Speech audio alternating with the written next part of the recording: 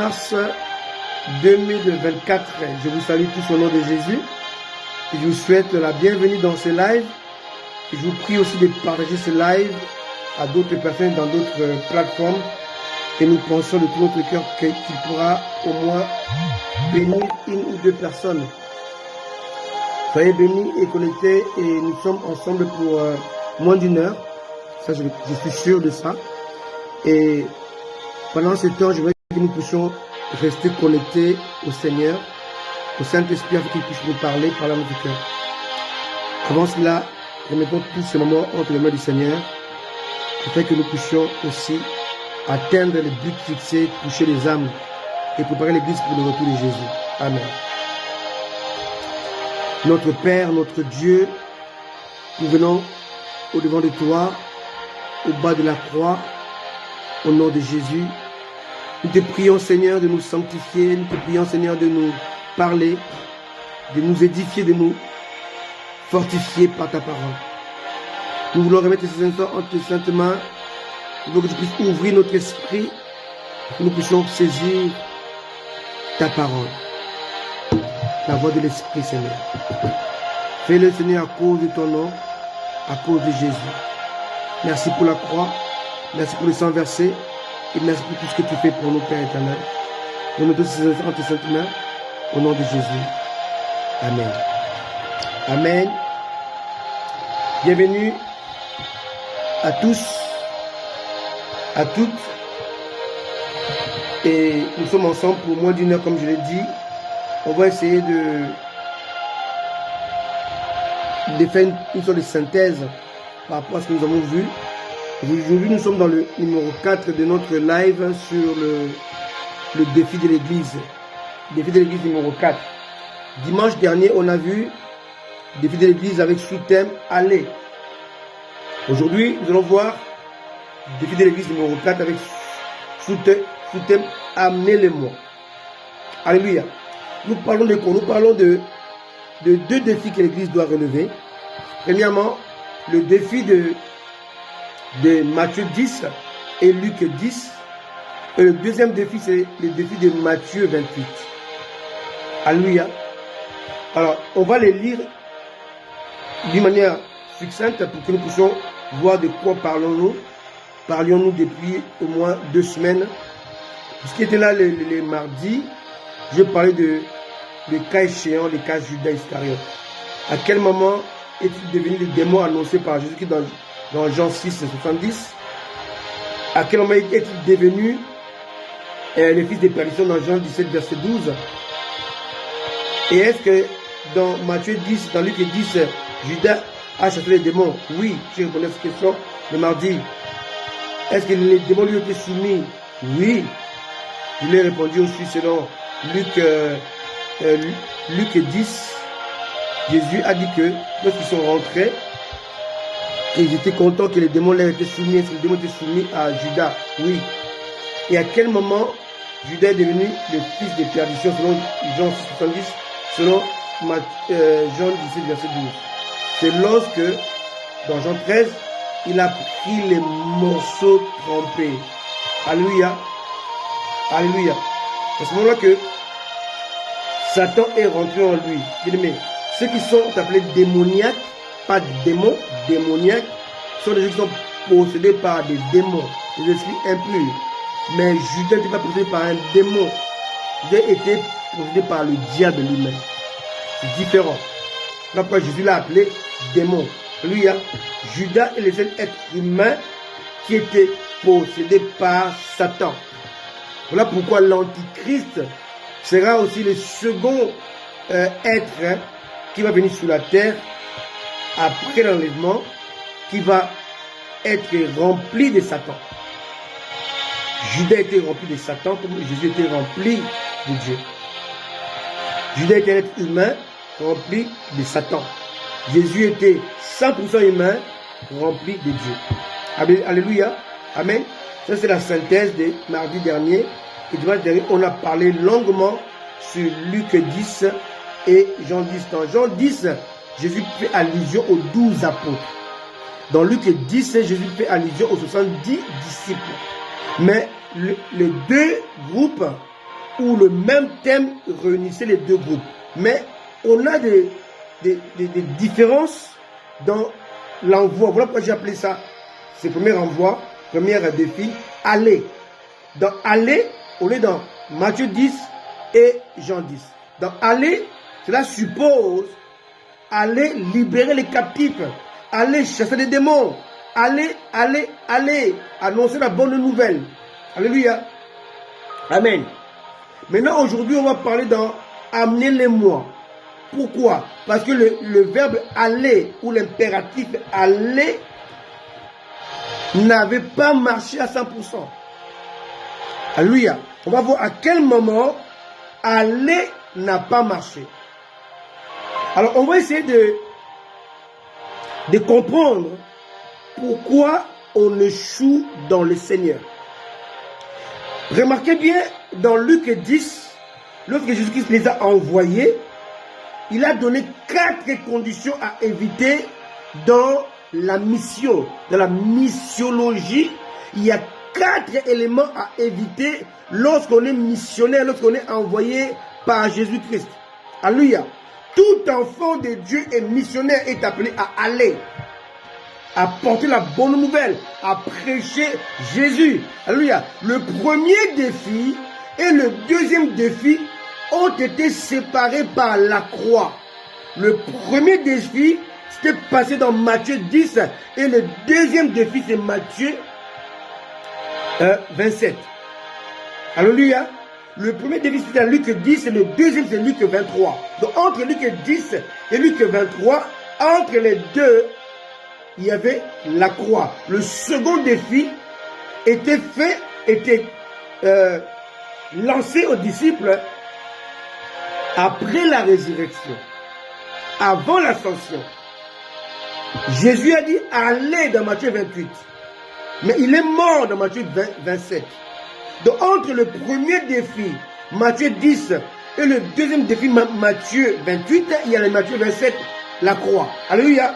Donc la croix, c'est pas le deux défis des chrétiens, le deux défis des envoyés de Dieu, le deux défis des enfants de Dieu, le deux défis des hommes de Dieu, des serviteurs servants de Dieu. On a deux défis à relever, à pratiquer, à mettre en place, mais entre les deux défis, il y a la croix qui est au milieu. Cela veut dire quoi? Dans le premier défi, il est important d'annoncer la croix de Jésus, d'annoncer la croix de Jésus-Christ. Les prédicateurs ou les missionnaires sont appelés à pousser le peuple à accepter, premièrement, le message de la croix. Cela veut dire quoi? Le message de la croix consiste à pousser celui qui t'écoute à mourir en lui-même. La mort de soi-même permet la nouvelle naissance. Alléluia. Alléluia. Mourir en soi-même, que ton moi meure, que ton être, que ta nature adamique meure en Christ pour que tu puisses vivre une nouvelle vie. Si quelqu'un est en Christ, c'est une nouvelle créature. On ne peut pas être en Christ une nouvelle créature si on n'est pas mort dans sa nature adamique. Quelqu'un me comprend? Très important. Deuxièmement, lorsqu'on prêche, on est dans le premier défi, Matthieu 10 et Luc 10, on doit pousser les gens à accepter l'œuvre de la croix. L'œuvre de la croix, c'est quoi? C'est la rédemption. Après la mort de soi-même, nous entrons dans la deuxième phase, la rédemption. Alléluia. Troisièmement, lorsque nous sommes dans le premier défi, on doit maintenant prêcher les acquis de la croix. Alléluia. Amen. Je répète.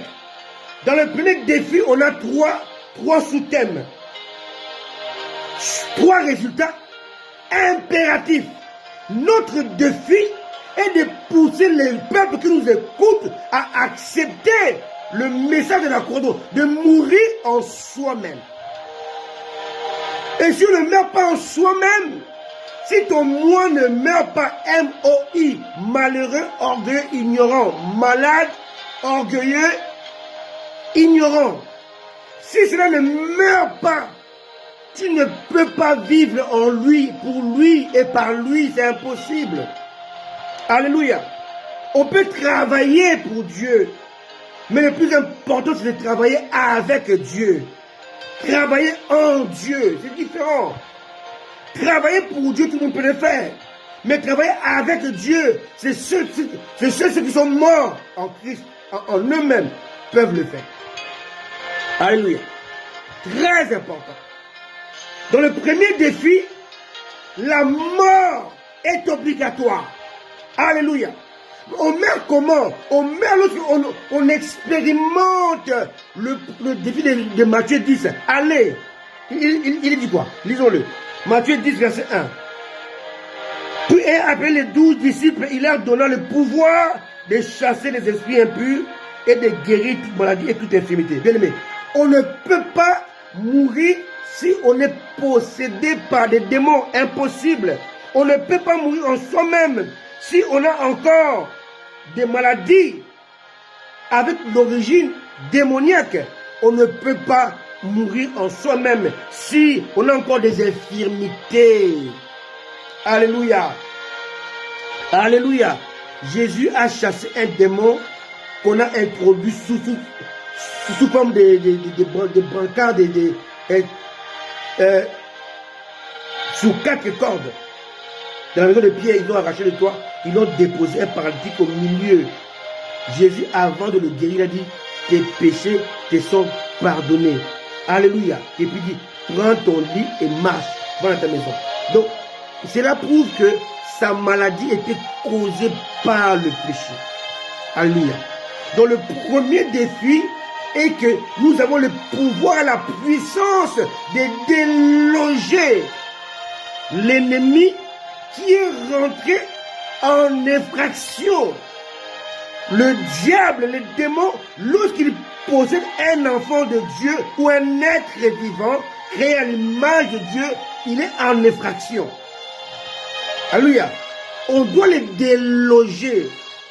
Pour dire que tu es en infraction parce que Dieu a créé l'homme pour être son temple et non pas pour être possédé par l'esprit impur. Donc, tout esprit impur dans le corps d'un être humain est en infraction. Donc, nous avons reçu l'autorité de déloger, de chasser, de mettre hors d'état de nuit tous ceux qui sont en infraction dans le corps humain. Alléluia. Alléluia. Donc Dieu nous a créés pour sa gloire et l'homme ne peut être pour la gloire de Dieu si il est possédé par un esprit impur. Alléluia.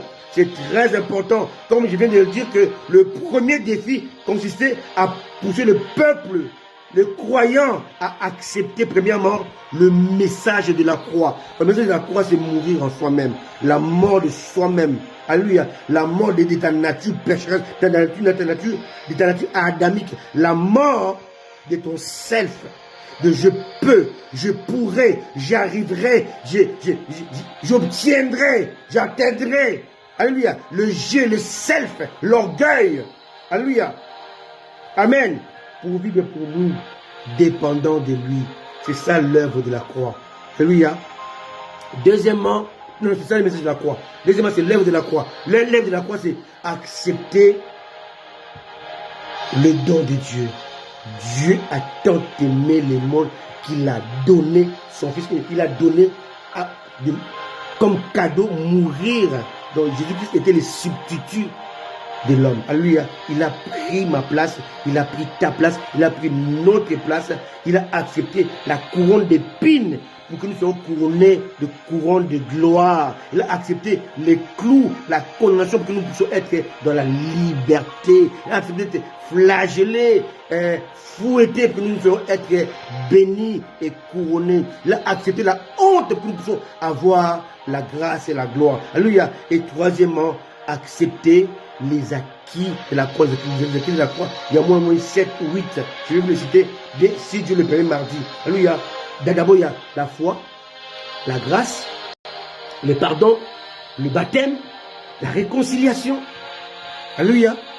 Si on parle de réconciliation, il n'y a pas seulement une réconciliation. Il y en a plus. Il y a la réconciliation entre toi et Dieu.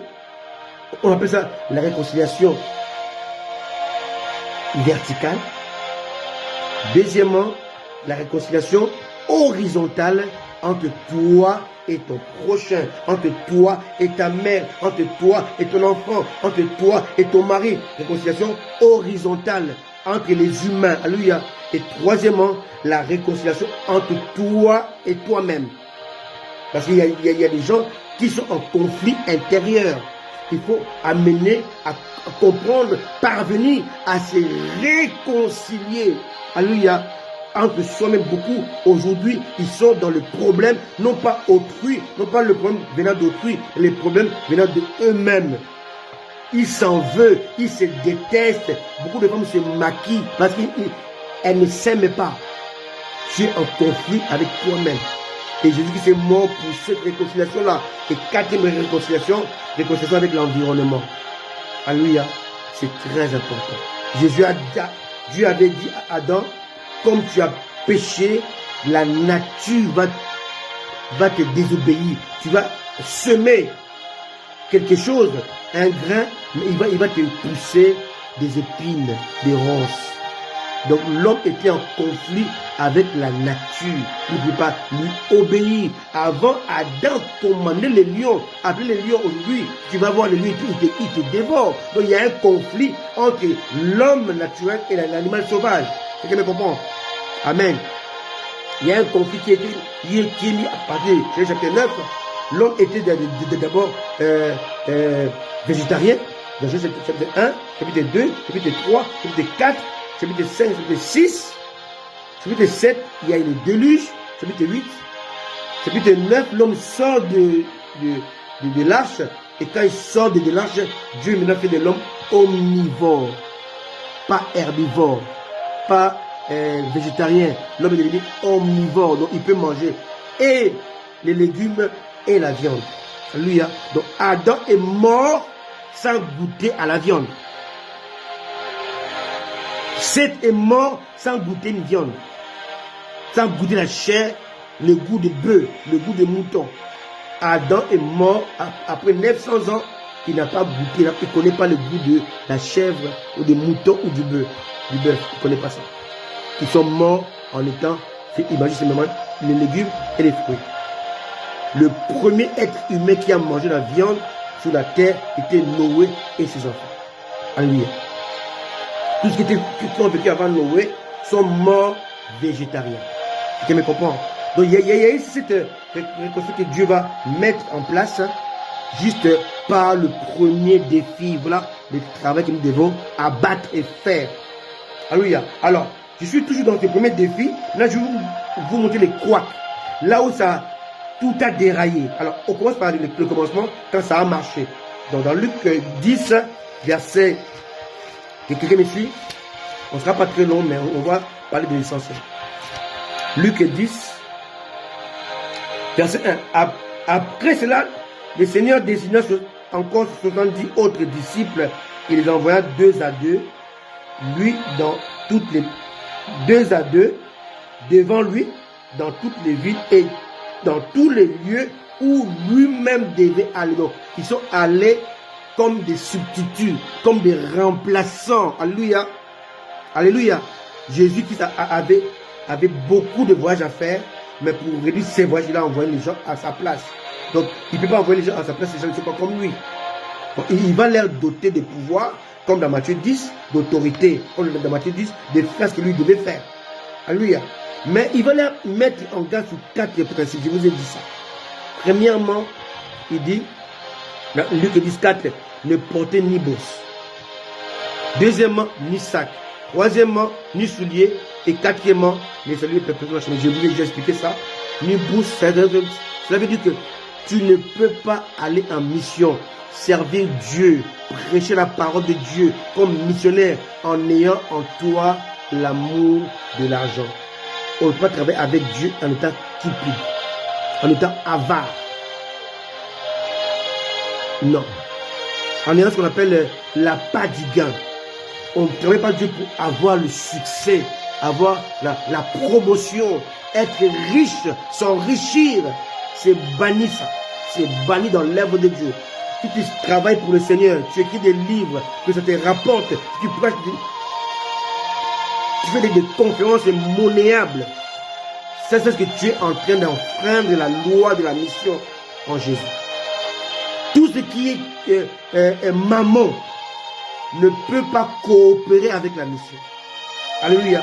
Donc Jésus a dit, ou c'est Christ ou c'est maman. On ne peut pas servir Dieu en mission si on adopte l'amour de l'argent ou les gains sordides. C'est pas possible, ça ne marche pas. Alléluia. On va échouer dans la mission. Deuxièmement, le sac. Le sac, c'est quoi? C'est les fardeaux.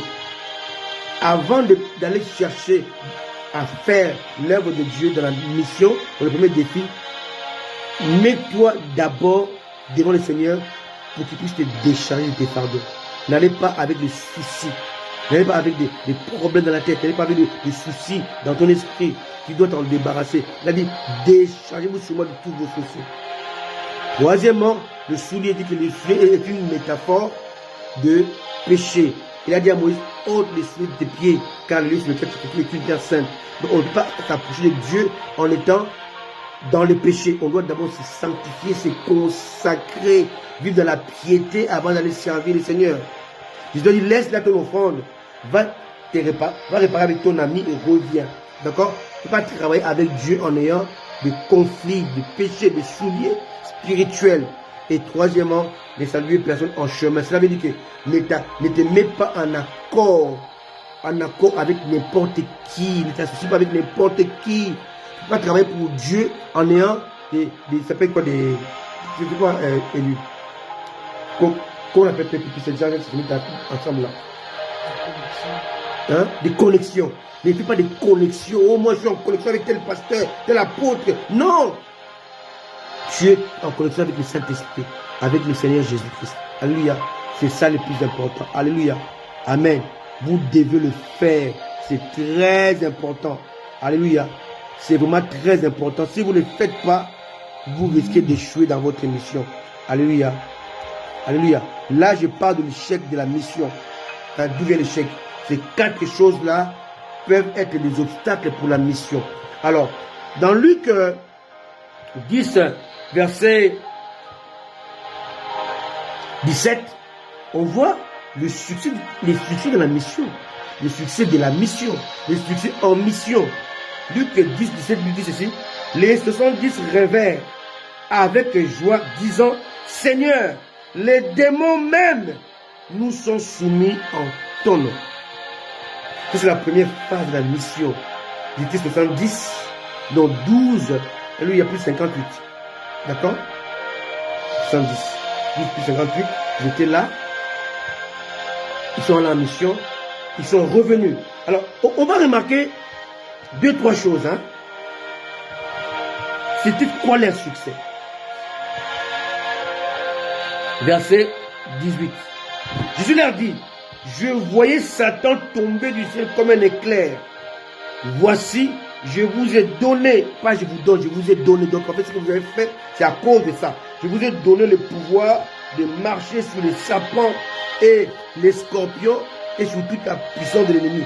Et rien ne pourra vous nuire. Vous êtes nuisibles et les gens ne peuvent pas vous nuire. Vous pouvez nuire aux autres. Méchants, démoniaques, satanistes. Mais ils ne peuvent pas vous nuire. Alléluia. Il dit cependant, ne vous réjouissez pas de ce que les esprits vous sont soumis, mais réjouissez-vous de ce que vos noms sont inscrits dans le livre de vie, dans les cieux. Alors je vais bien attirer votre attention sur plein de détails que nous sommes en train d'étudier maintenant. Il fait allusion aux 70 disciples, y compris Judas. Il dit, vos noms, y compris le nom de Judas, étaient inscrits dans le livre de vie. Comment un homme qui a son nom dans le livre de vie inscrit peut être un démon? Jean 6, 70. Comment un homme dont le nom soit inscrit dans le livre de vie peut être le fils de personne? Jean 17, verset 12. Pour vous dire, bien aimé, dans la mission, rien n'est acquis. La récompense est toujours à la fin. L'apôtre Paul dit, nous sommes sauvés en espérance. Alléluia. Alléluia. On est sauvés en espérance. Par la foi. Judas faisait partie de 70 disciples dont les noms étaient inscrits. Ceux qui avaient reçu le pouvoir, dont les démons étaient soumis. Judas il faisait partie de ces lots-là. Tu en fais partie aujourd'hui. Mais fais gaffe. Le plus important, c'est la fin. Comment ta vie finira-t-elle? Dans le péché, loin de Dieu, en ayant la haine pour Dieu, tu vas conjuguer ta vie au passé. J'étais, j'ai fus, je faisais. Qu'est-ce que tu fais maintenant, le 10 mars 2024? Où es-tu par rapport à Dieu? Tu dis oui, en 2014, excusez-moi. En 2023, 2021, 2019, oui, c'est bien, c'est dans le passé. Le présent est construit par rapport au passé. Et le présent prépare le futur. Sans le passé, il n'y a pas de présent. Sans le présent, il n'y a pas de futur. Si tu es dans ton passé, tu ne pourras jamais avoir le présent. Et si ton présent n'est pas bien construit, tu démolis ton futur. Alléluia.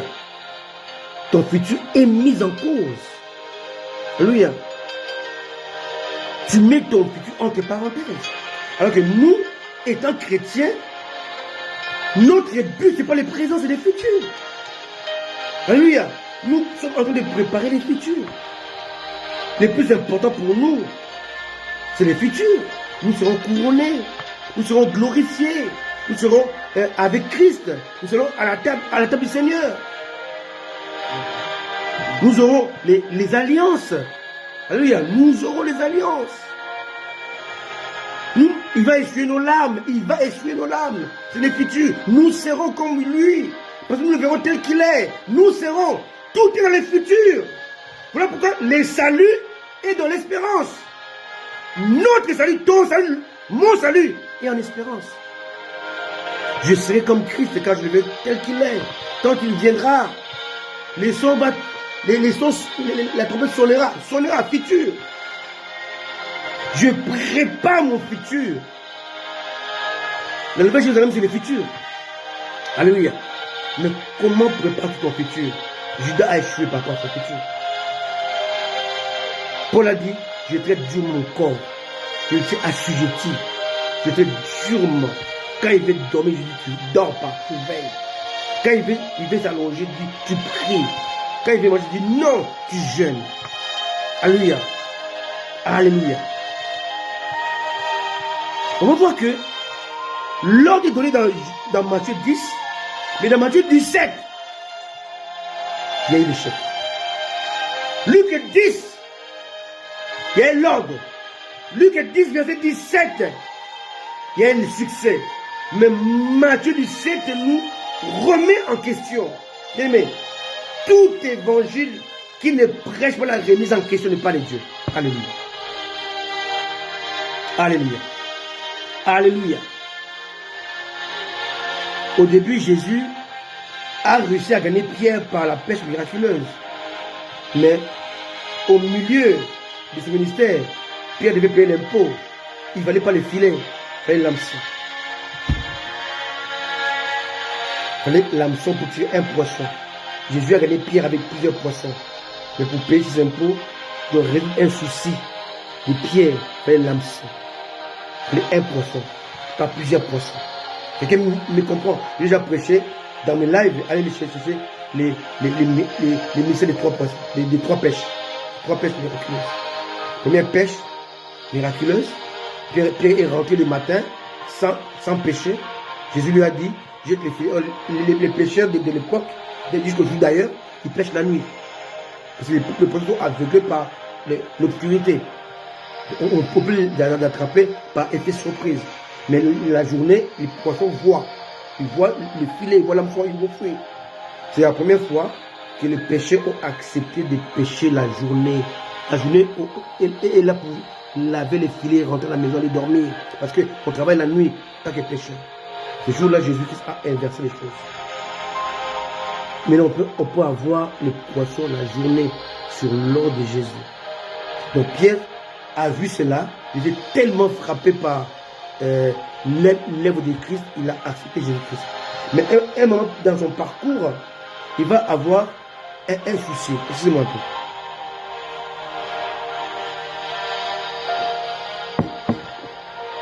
Il va avoir un souci par rapport aux impôts. L'argent va toujours nous causer des problèmes. On peut servir Dieu même, il y aura le besoin d'argent. Il y aura le besoin de résoudre le problème par l'argent. Et l'argent va poser un problème à Pierre. Et Jésus a dit, va, prends la ligne. Bien aimé, Pierre a commencé à pêcher avec la ligne au début, quand il était encore amateur. Mais depuis qu'il était professionnel, il n'a jamais utilisé la ligne. Parce que lui, il vendait les poissons, il s'enrichit. Maintenant, si tu pêches un poisson, ça ne sert à rien. Jésus a dit non. Ce dont tu as besoin, tu ne vas pas aller jeter les filets pour les poissons, les vendre. Ça prend du temps. Va seulement, prends la ligne que tu as cachée. Bien aimé, est-ce que le pied, certainement où je te trouvais sa ligne. Hein? Il n'avait pas besoin, lui, il avait besoin de la quantité. Mais même la quantité ne sert à rien. Tu auras besoin de la qualité. Ta vie quantitative, maman, ça sera limité. Tu auras besoin d'une vie qualitative. Alléluia. Et ça, il ne fallait pas besoin de poissons, de plusieurs poissons. Il avait besoin d'un poisson. Et le poisson là avait la réponse à son problème. Alléluia. Des fois, tu n'auras pas besoin d'écouter plusieurs prédications. Tu as besoin d'écouter une prédication. Prêchée par un poisson. Alléluia. Je parle d'une manière métaphorique. Les poissons étaient le seul être vivant qui n'était pas rentré dans l'arche, mais qui fut sauvé. Amen. C'était le symbole des chrétiens. Mais c'est que quand ils étaient persécutés par Néron le tuait. Lui, Néron était l'empereur romain qui a vécu autant de pierres, autant des apôtres. Il était très sanguinaire. Donc le signe des poissons était un signe que les chrétiens faisaient par terre. Il faisait un arc, il faisait un arc, ça veut dire l'arc de poisson. C'est là que je voit dans nos voitures, dans nos maisons, c'est des poissons. C'était un code entre les chrétiens pour dire, ah, tu es chrétien, je suis chrétien. Donc c'était interdit. Les chrétiens étaient persécutés. Le poisson, c'est un symbole de mystère de Dieu. Le seul animal qui ne soit pas rentré dans l'arche, mais qui soit mort. Le poisson a avalé un prophète. Le prophète, c'est l'instrument de Dieu. Mais le poisson a avalé un prophète. Donc le poisson est plus qu'un prophète. L'apôtre Pierre, un apôtre de Jésus-Christ. Mais sa solution est venue d'un poisson. Alléluia. C'est très important. Alléluia. Alors, ces pierres-là, il avait des problèmes. Il n'avait pas besoin de filet. Il avait besoin de l'hameçon. L'hameçon. En anglais, on dit ndobo. Ndobo ou l'hameçon ne peut pas pêcher deux poissons. Un seul poisson. Des fois, ton problème, sa résolution, sa solution n'est pas dans le filet, mais que dans l'hameçon. Alléluia. Amen. Et Pierre faisait partie de ces gens-là qui ont connu l'abondance des poissons, l'hameçon et d'autres poissons. Pierre a connu trois pêches. La pêche miraculeuse qui l'a poussé à la conversion, la pêche avec l'hameçon qui l'a amené à comprendre le mystère de Jésus-Christ. Et la troisième pêche, c'est passé après la résurrection de Jésus-Christ, c'est la pêche du comptage. Alléluia. Si vous regardez les trois pêches sont différentes. La première pêche, il dit jetez les filets. Il n'a pas précisé. Jetez où vous voulez. Gauche, droite, peu importe. Ils ont jeté. Mais la dernière pêche des filets, il a dit jetez du côté droit. Après avoir pêché, il a dit comptez les poissons. Vous voyez que les deux pêches des filets étaient bizarrement la même chose, mais il y avait tellement d'écart. Dans la première, on a jeté sans préciser l'endroit. Dans la troisième pêche, on a jeté avec la précision et à la fin on a compté les poissons. Deux pêches qui paraissent identiques mais qui n'ont rien à voir. La vie chrétienne au début et à la fin, ça a l'air de se ressembler. Mais la dernière phase de la vie chrétienne est une phase de précision. Alléluia. Alléluia. Une phase de principe. de précision. Jette du côté droit. Et quand tu prends les poissons, tu les comptes. Premier, jette où tu veux. Quand tu prends, tu ne comptes pas. La vie chrétienne, maman, c'est une vie de précision. C'est comme la vie des couples. Hein. Au début, c'est les amourettes, vous aimez, je ne vais pas faire des choses sans toi. Un moment, vous allez vieillir ensemble. Maintenant, la femme et l'homme ont besoin de la précision, du respect, de la considération. Pas seulement je t'aime, non. Les mots ne suffisent pas. Les actes doivent être posés. Lui, la vie de couple va changer de forme. L'amour est toujours là, c'est le même amour hein, qui vous a mis ensemble. Mais cet amour maintenant requiert des exigences qu'au début, cela n'était pas là. Tu comprends un peu? Un moment, et lui veut que je sois là, c'est tout. Ma présence suffisait pour elle. Mais, à la fin, au bout de 20 ans, être là ne suffit pas maintenant, il faut qu'il y ait le respect. Et si vous comprenez, et lui c'est ça, non? Alors, il faut qu'il y ait le respect, il faut qu'il y ait la considération. Donc, l'amour est toujours là, mais change de forme. C'est la même pêche, mais change de forme. C'est le même poisson, mais ça change de forme. Avant, on ne le comptait pas. Maintenant, il faut le compter. Avant, ce n'était pas précis. Maintenant, c'est précis. Quelqu'un me comprend? C'est comme cela. Alléluia. Amen. Avant, c'est l'amour de la jeunesse. On ne regardait pas la qualité. C'était, ah non, on reste là, on est ensemble. Mais après, c'est la qualité qui compte. Parce que la femme, avant, elle n'avait pas d'enfants. Mais elle, les enfants, son corps a changé, a développé, a été transformé. Maintenant, les rapports entre l'homme et la femme, c'est plus les rapports de quantité, c'est les rapports de qualité. Alléluia. Là, le vrai amour commence. Alléluia. Quelqu'un me comprend? C'est comme ça. Alors, il marchait avec Jésus, selon Matthieu 10, pouvoir, autorité, délivrance. À un moment, les habitudes rentrent dans l'affaire, dans l'ordre de Dieu, dans le premier défi. Les habitudes viennent maintenant tuer les attitudes. Alléluia. Il y a l'échec là. Comment est-ce que j'ai toujours réussi avec Christ? Et là, j'échoue. On est maintenant dans Jean 17. Non, oui, Jean 17. On est dans Jean 17. Non, Matthieu 17, pardon, verset 14. On va le lire. Dans Matthieu 10, ils ont réussi. Dans Luc 10, ils ont réussi. Verset 17. Maintenant, on est maintenant dans Matthieu 17, alors que l'ordre était donné dans Matthieu 10. Matthieu 17, verset 14. Lisons la parole de Dieu. Lorsqu'il fut arrivé près de la foule, un homme vint se jeter à genoux devant Jésus et dit, Seigneur, aie pitié de moi, de mon fils, qui est lunatique. Alléluia. Combien de chrétiens sont lunatiques aujourd'hui? Qui changent de caractère, des idées, des pensées.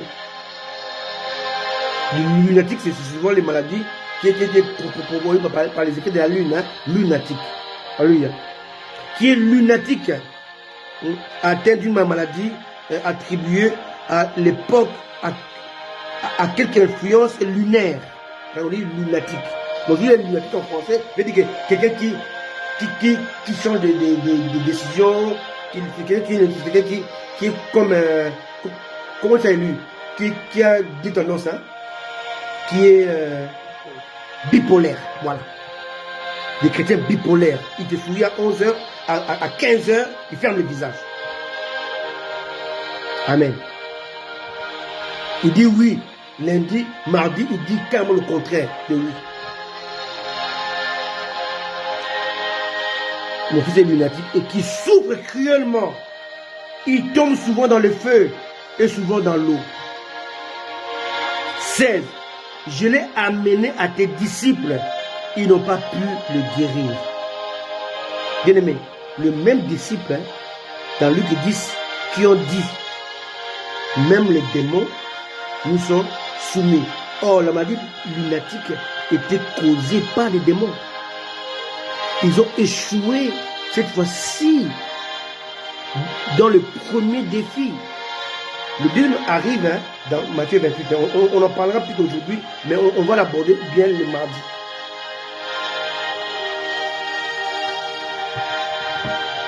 Voilà, mon thème arrive là maintenant. Le premier thème, c'était aller. Aller libérer les gens, aller chasser les démons, aller prêcher la bonne nouvelle, aller accomplir mon ordre. Maintenant là, il dit, mon système dit, amenez-le-moi. Matthieu 17, verset 17. Race incrédule. Jésus n'est pas content du tout. Race incrédule. Perverse. Répondit Jésus. Jusqu'à quand serai-je avec vous? Alléluia. Là, c'est le cœur du maître qui parle. Il est attristé. Je vous ai donné le pouvoir, la puissance, l'autorité. Mais comment avez-vous échoué face à une telle maladie qui est soumise à l'autorité que moi je possède? Alléluia. Il y a un temps dans la vie chrétienne, c'est le temps de la remise en question. Je marchais avec Dieu pendant 5 ans, pendant 2 ans, 3 ans, 10 ans, 20 ans, 30 ans. Mais est-ce que je me suis remis en question? Les chrétiens de 90, les chrétiens de 92, qui prévoient sa sœur avec... c'est quoi même les piqûres de cerveau là? Comment on appelle ça? Tumeur. On peut dire, ta soeur a une tumeur. C'est Christ qui se met en colère. Elle ne mourra pas. Au nom de Jésus. Au bout de 20 ans, 25 ans, la ferveur a diminué. Parce que Christian a reçu des coups à l'église. Il a eu des méchancetés des gens. Il a eu des rébellions. Les enfants qu'il appelait enfants, ma fille, mon fils, l'ont poignardé. Il a connu tellement de choses dans la vie. Ce n'est plus le même Christian face aux défis de la vie, face aux défis du monde, face aux défis. Alléluia. Christian avait des enfants. À l'époque, quand Christian faisait des choses, les enfants avaient 1 an, 2 ans, 3 ans. Aujourd'hui, elles ont 25 ans, 22 ans. C'est des femmes. Élever un enfant de 5 ans, servir Dieu. C'est une fille. Ce n'est pas la même chose qu'élever une fille de 25 ans, 22 ans. Servir le même Dieu. Parce que la fille, avec qui tu savais Dieu, quand elle avait 2 ans, 3 ans, elle était innocente. Là, elle n'est plus. Elle va poser des actes qui vont te mettre hors de toi. Ta ferveur va diminuer. Maintenant, il te faut une remise en question. Et là, ils avaient l'habitude de chasser les démons, de prier pour les malades. Ils avaient l'habitude de faire des choses parce que Jésus était là. Mais ce jour-là, si vous lisez dans Luc 10, oh non. Luc 10, non, je reviens. Luc 10, tu vois 18. Oh Seigneur. Oui, Jésus leur dit, je voyais Satan tomber du ciel comme un éclair. Donc quand ils sont partis, Jésus est resté veillé sur la mission. Mais ces jours-là, ils n'étaient pas avec Jésus. Donc Jésus ne veillait pas sur la mission. Jésus ne devait pas veiller, il devait même habiter en eux. My goodness! Alléluia! Là, il veillait. Luc 10, 18, il veillait sur lui, il veillait sur eux, il regardait de loin ce qui se faisait. Et quand il chassait les démons, Satan tombait, il voyait le diable. Maintenant, avec l'évolution, Jésus-Christ a fait comprendre que je ne peux plus veiller sur vous de loin. Je dois être en vous. Alléluia. Je dois habiter en vous. Vous devez me consommer pour que vous et moi nous faisons un seul esprit. C'est lui qui s'attache au Seigneur est avec lui un seul esprit. 1 Corinthiens combien 6 je crois. 1 Corinthiens, hein? 1 Corinthiens 5, 17. Je crois. C'est pour moi les plus beaux versets de la Bible. Alléluia. Alléluia. Retenez-les. Non, 1 Corinthiens 6, 17, pas 5, 1 Corinthiens 6, 17. Mais celui qui s'attache au Seigneur est avec lui un seul esprit. Pour moi, il n'y a pas un verset dans la Bible qui dépasse ces versets-ci. Le seul moment où c'est lui, toi et Jésus qui sont un. Pour moi, il n'y a pas, même Jean 36 ne vaut pas ça. C'est lui qui s'attache au Seigneur avec lui. Et à ce moment-là, ils étaient maintenant parvenus à un niveau où ils devaient faire un avec Jésus-Christ. Ils l'ont pas fait. À cause de quoi? Les 4 choses interdites. Bourse, sac, souliers, amitié charnelle, connexion charnelle. Bien aimé, il y a des gens avec qui, si vous vous attachez, vous vous en êtes dedans. Alléluia. Malgré vos efforts, malgré votre croissance, malgré votre ferveur, malgré votre amour de Dieu, tu t'attaches à lui, tu vas par terre, en bas. Il y en a avec qui quand tu t'attaches, tu montes. Amen. Là, vous pouvez faire de bons choix. Alléluia. J'ai choisi Élu il y avait 6 ans. Maintenant, je dois faire ce qu'on appelle la remise en question. Est-ce qu'avec Élu, j'ai évolué ou pas? Amen. Si j'ai évolué, c'est-à-dire qu'elle est bénéfique pour moi. Si elle a évolué en étant avec moi, je suis bénéfique pour elle. Je ne vais pas dire qu'il faut divorcer. Et il faut s'asseoir, dire, oh, chérie, on s'est marié depuis 20 ans, 15 ans, 10 ans, 5 ans. Mais qu'est-ce que tu m'as apporté, qu'est-ce que je t'ai apporté? Quelqu'un me comprend? C'est là où viennent les échecs de la vie. Ton mari doit t'apporter un plus. Tes enfants, au fil des années, doivent t'apporter un plus. Quelqu'un me comprend? C'est très important. Vous mieux être seul, dit le monde, que mal accompagné. Vous me couper avec certains amis qui ne t'apportent rien. Peut-être avec ces amis-là, par amitié, par tradition, par camaraderie, mais ils t'amènent dans les bas. Faites des bons choix. Si tu es avec un homme, avec un fiancé, avec une fiancée, avec une personne avec qui vous confiez un avenir, et que débriser ensemble ta vie chrétienne, ta connexion avec Dieu, ta foi avec Dieu, ça fait comprendre dedans. Séparez-vous. Quitte-le. Quitte-la. Alléluia. Vous me coupez ta main, aller au ciel, manchot, que avoir les 2 bras et aller en enfer. Là, il s'est passé quelque chose de très important que nous devons analyser maintenant. Je vais atteindre 45 minutes là. Et je vais faire moins d'1 heure. Donnez-moi 2 minutes là. Je vais essayer de conclure. Les restes, on le fera mardi.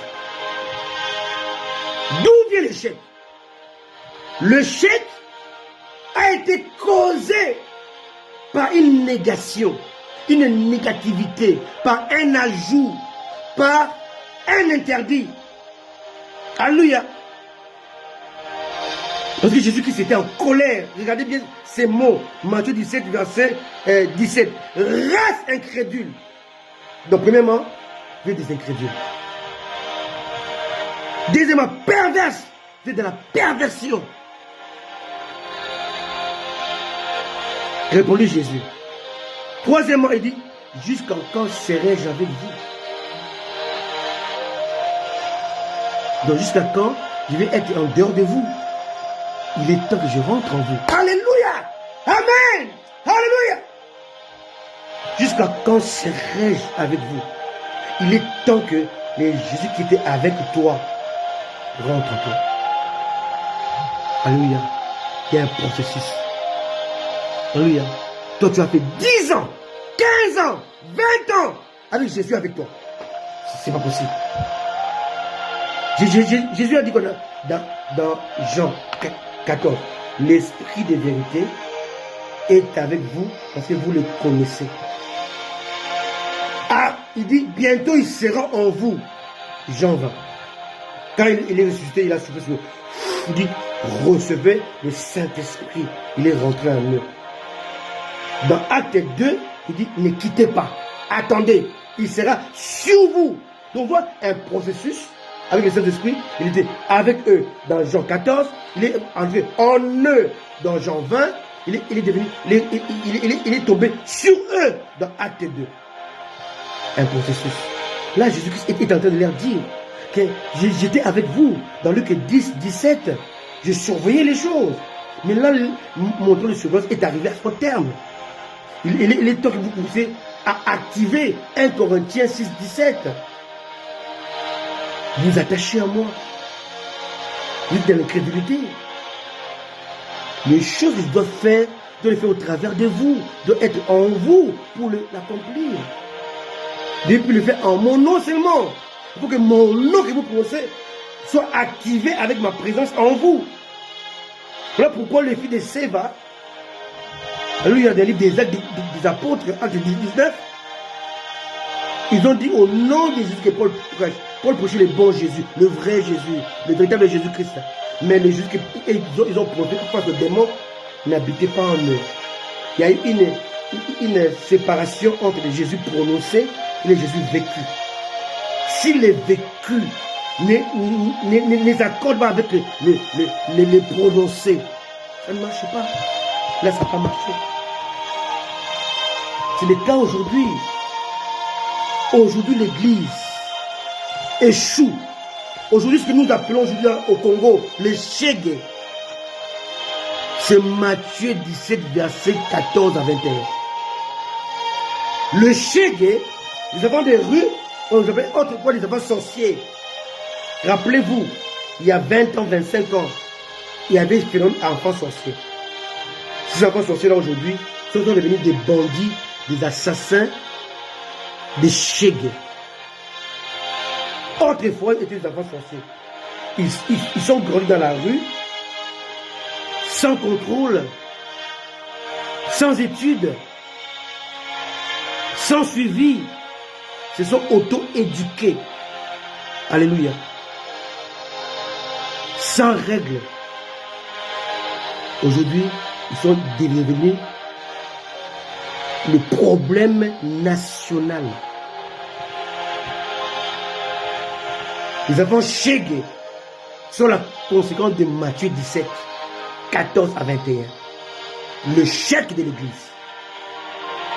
Alléluia. Église, tu as échoué. Nous avons échoué. Beaucoup aujourd'hui. J'ai regardé une affiche il y a 2 jours, j'ai pleuré. J'ai vu un enfant, il doit avoir 16 ans, 15 ou 16 ans, en Côte d'Ivoire. Ils ont fait l'affiche, vous marquez, apôtre. Mais petit, tu es apôtre à 16 ans. Tu es converti quand? J'ai vu encore l'autre là de 17 ans, prophète. Il dit, mais de qui se moque-t-on? Nous, quand on s'est convertis, on était assis au pied des gens, au pied des aînés, au pied de ceux qu'on appelait du côté daddy, des papas. On était assis pour apprendre, pas pressé de prêcher. Bien aimé, on refusait même les noms des pasteurs. On le refusait. Quel est ton nom? Frère Christian. Frère. Après 15 ans de vie chrétienne, 20 ans. Frère Christian. Si j'ai dit aujourd'hui docteur, c'est Dieu qui me l'a imposé. Il dit, tu dois t'appeler docteur parce que je vais amener les gens vers toi pour qu'ils puissent apprendre. Dieu, ma femme est témoin, Dieu m'a imposé ce nom. Tu dois dire ça. Dans tes postes, c'est écrit docteur Christian. Et tellement que je n'aime pas trop, et c'est ce truc de gloire. Vous voyez, j'avais docteur Christophe, docteur Seka. Donc c'est inconnu en fait, Seka. Je vais rester simple. Aujourd'hui, l'Église a un problème. Seka est dans toute l'Afrique et dans le monde entier. Le chef de l'Église a abîmé la société. Amenez-les-moi. Il est temps, bien aimé, que nous cessons d'amener les gens aux églises. Amenez-les à Jésus. Amenez-les-moi. Amenez-les-moi, bien aimé. L'heure est venue où le monde est déformé, où l'église a échoué. Il est temps maintenant que nous amenons désormais les lunatiques, les malades, nos familles, nos enfants, nos parents, nos amis à Jésus. Amenez-les-moi. Amenez-les-moi. Amenez-les à Jésus. Car ils n'ont pas compris qu'ils furent seulement des instruments. Ils voulaient voir la gloire de Dieu. Ils se sont autoproclamés bishop, archibishop, apôtre, prophète des nations. Mais ils ont gâté l'œuvre de Dieu. Ils ont échoué au défi de Dieu, de l'Église.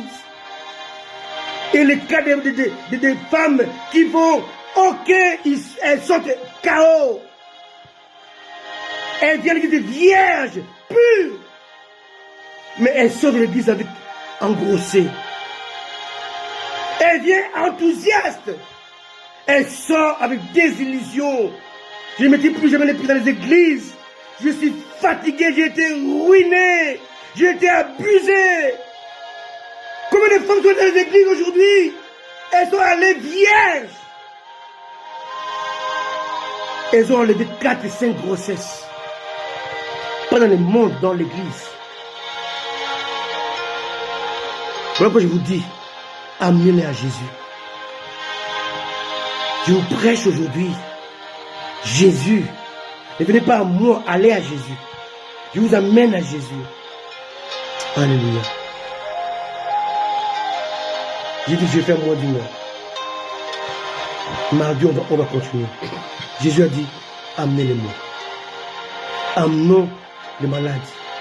Ceux qui ont des problèmes à Jésus. Lui n'échoue jamais.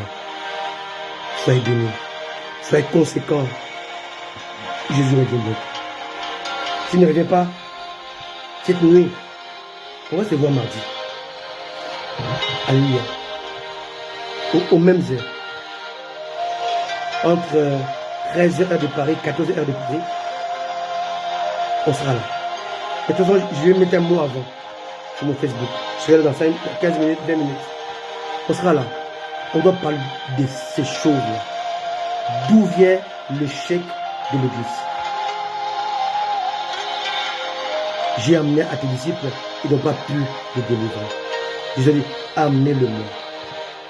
Allez-y, amenons les gens vers celui qui n'échoue jamais. Soyez conséquents avec Dieu. Jésus est bientôt.